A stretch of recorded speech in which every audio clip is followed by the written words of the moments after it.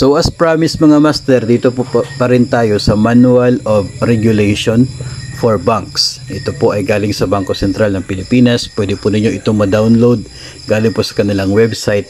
And sa episode na ito, pag-usapan po natin kung magkano ang interest rate na gagamitin kung wala pong naging agreement ninyo, walang stipulation. So section 305.1 or 305.1, no, yung nabanggit natin kanina sa previous episode na wala pong hindi subject to regulatory ceiling, yun po ay section 305. Ito po ay part ng section na yun, section 305.1, rate of interest in the absence of stipulation. So wala pong naging agreement ninyo, wala pong pinirmahan kung magkano yung interest rate.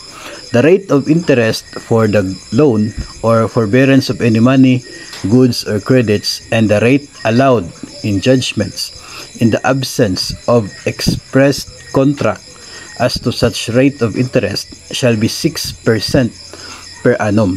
So yun po, no, 6% per annum kung walang naging agreement, na wala pong kontrata sa interest rate ng inyo pong inutang mula sa isa pong lender.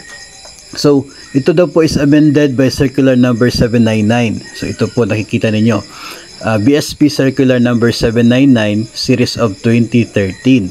So medyo maliit po yung mga nakasulat, pwede po ninyo itong ma-download, and ifo-focus po natin yung isang portion ng circular na ito, no, na kung saan binanggit po talaga yung 6%.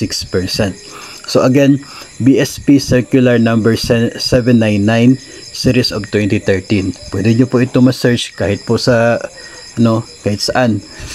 Tapos ma-download po ninyo para mabasa ninyo.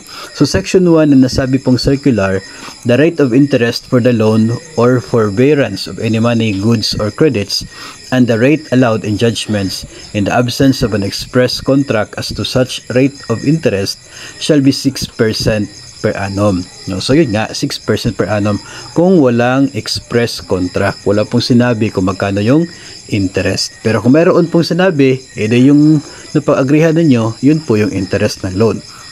Section 2, in view of the above, subsection 305.1, doon po sa binasa natin kanina, no, of the Manual of Regulation for Banks, and sections, ito rin, 4305, Q.1 and others of the Manual of Regulations for Non-Bank Financial Institutions are hereby amended accordingly.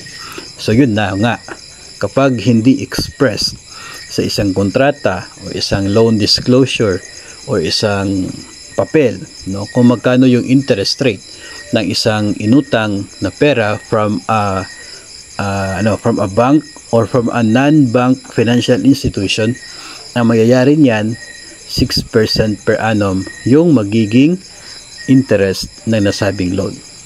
Pero doon sa section 305 kanina sa previous episode, kapag mayroon pong agreed interest rate, ay sinasabi na hindi subject to regulatory ceiling. So kung ano po yung naagrihan ninyo, ay yun po yung magiging interest ng utang.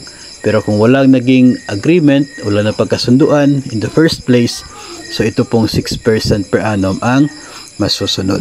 So usong-uso kasi yung mga pautang ngayon no?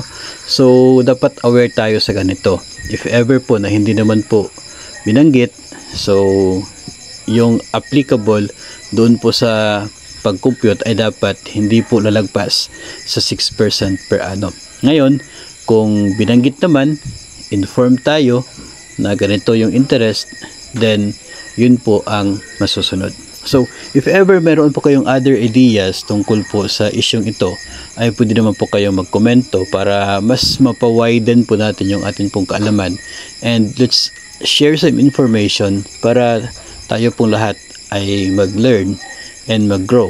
Especially dito po sa issue ng finances and sa issue ng pangungutang, especially po kapag yung atin mismong ATM card kung saan pumapasok ang ating sweldo at benepisyo ang nakasangla doon sa bangko man o kaya ay non-bank financial institutions o kaya ay mga pribadong individual.